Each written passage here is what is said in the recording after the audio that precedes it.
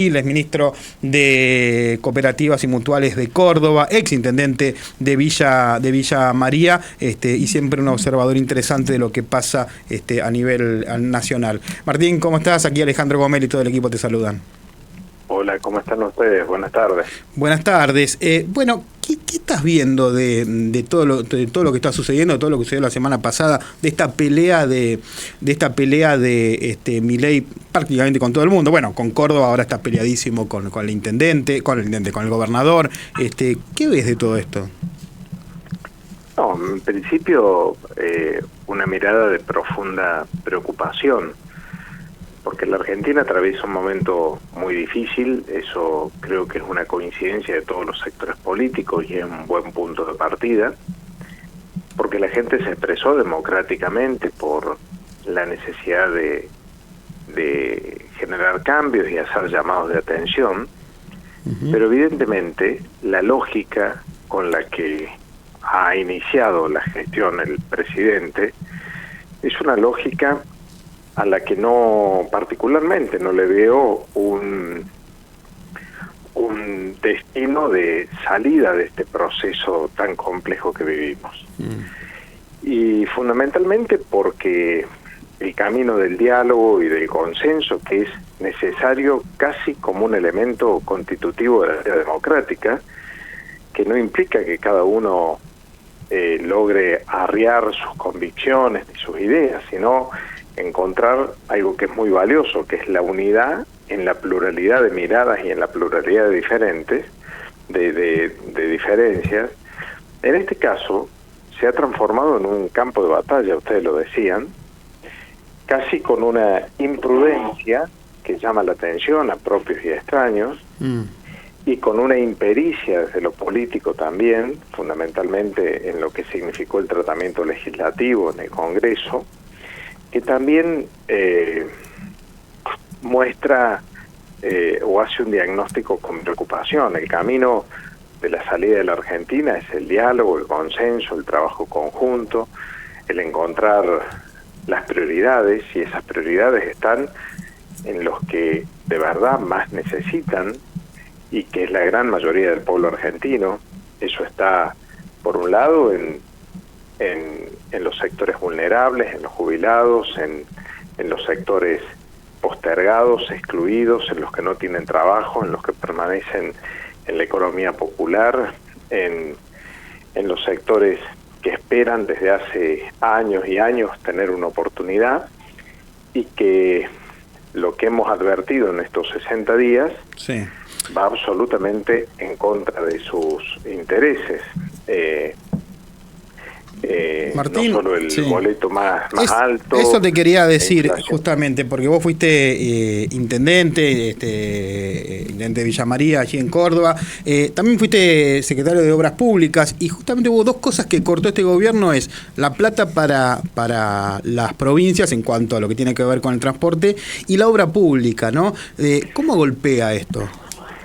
No, este gobierno ha tomado medidas absolutamente en contra de todos los argentinos.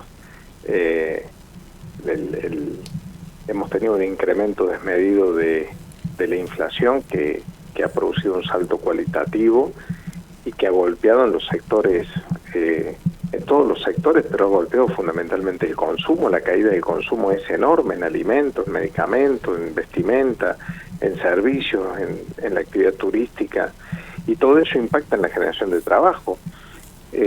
Ha golpeado con la eliminación de los subsidios al transporte, que justamente es el medio que utilizan los sectores que menos tienen, no los que más tienen.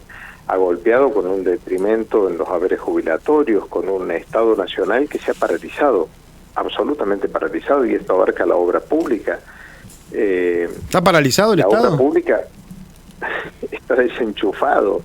El Estado nacional está desenchufado en todos los ministerios, los que vamos habitualmente a encontrar gestiones, a hablar con los actores, nos encontramos con esa realidad, una realidad donde nadie termina por resolver nada, y en el medio hay una situación compleja. Mirá, yo recuerdo cuando a nosotros nos tocó asumir la gestión en obras públicas con Gabriel Catopodis, nos encontramos que había un 80% de obras paralizadas. Lo primero que intentamos hacer fue cómo esas obras podían reactivarse y a su vez cómo podía reactivarse la obra pública en un sentido federal, porque la obra pública genera trabajo como pocas otras actividades, no solo el trabajo directo, sino que dinamiza la economía de una manera muy importante con otros sectores, ¿no? El cemento, el hierro, claro, los elementos de la construcción, sí, la todo logística. lo que mueve, claro. Hay todo Sí. un movimiento que es sumamente importante, pero además la obra pública permite disminuir las asimetrías, porque para que haya agua en todos los lugares, para que la cloaca sea una realidad en todos los lugares, para que el acceso a la educación sea una realidad en todos los lugares, para que el acceso a la salud con calidad sea una realidad en todos los lugares, hay que tener obra pública, hay que construir hospitales, escuelas, cloacas, agua, pavimento, rutas, para que la producción salga de cada rincón. Hay que hacer obra pública. Y esto, hay una visión que realmente nos preocupa, porque paralizar la obra pública por concreto realmente es tener una mirada muy centralista de la Argentina, que yo lo advierto también en lo que ha significado esta reacción después de no haber podido aprobar la ley ómnibus, de una reacción en contra de las provincias, pero en realidad en contra de quienes habitan las provincias, y lo puedo decir desde Córdoba. Sí, la venganza, ¿no? Una venganza que quiere ser contra los gobernadores. Pero con Córdoba, con Santa Fe, con Córdoba, Santa Fe, Ríos, sí. Con la provincia de Buenos Aires, con La Pampa, con absolutamente todas las provincias, ha habido una vendetta que realmente en términos de un país democrático como el nuestro es grave, y además te vuelvo a decir, no es tomársela con los gobernadores, es tomársela con la gente que pagaba un colectivo que ya era importante en su haber de 300 pesos por día, y que va a tener que pagar un colectivo de 1.000 pesos, que pagaba la escuela si era de gestión privada en una suma X y que va a tener que pagar el doble, que pagaba la energía, que no solo es el consumo, es la del comercio, es la de la industria, y que también se va a duplicar.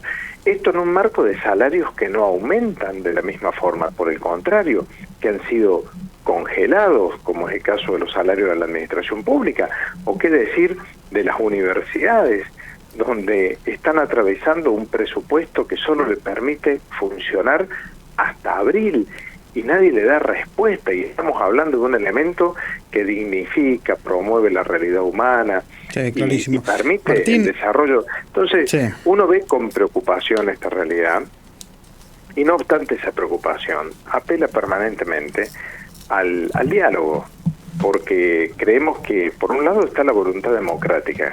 Yo no ¿Ves voluntad de diálogo? ¿Ves voluntad de diálogo? Bueno, lo que aparentemente uno puede apreciar cuando ve la realidad es que se entiende al diálogo, a la búsqueda de consenso o de acuerdos legislativos, que es un elemento distintivo de la democrática, como un acto de corrupción. Claro. Porque las amenazas es que el diálogo responde a eso y que uno está de acuerdo o no.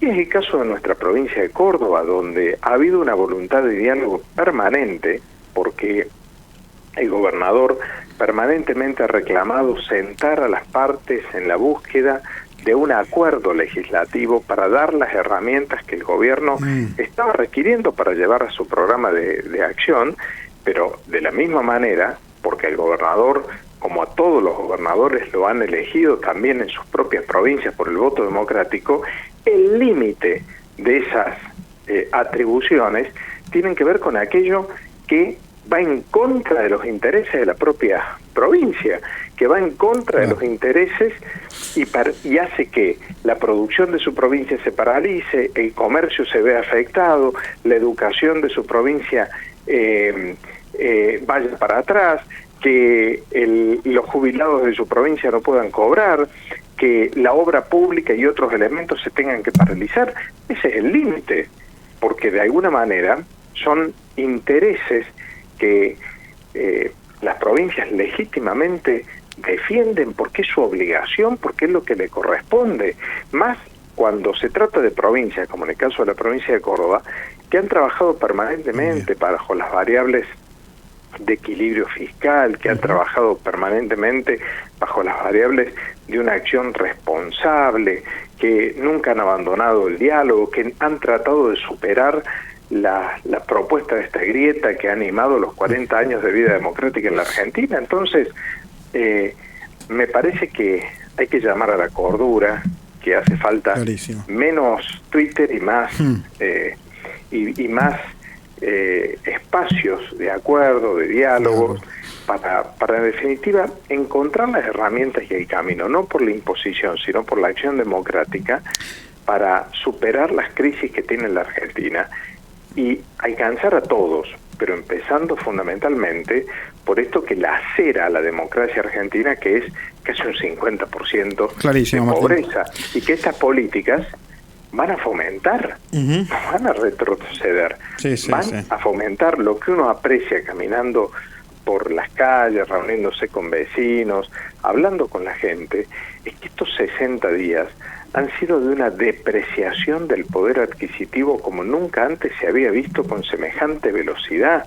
Hay un empobrecimiento generalizado de todos los sectores y evidentemente eso es algo que en un contexto como el que transitábamos, que era el del 50% de inflación, es algo muy doloroso que va a provocar mucho, pero mucho daño. Por lo tanto, el Estado tiene que llegar a los que están últimos y después llegar a todos, por supuesto, pero tiene que comenzar por los que están últimos. Martín Gil, muchísimas gracias, es clarísimo por estos minutos aquí en Radio Espléndido.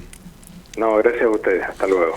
Martín Gil fue intendente de Villa María, Córdoba, y ahora funcionario del gobierno de la provincia de Córdoba.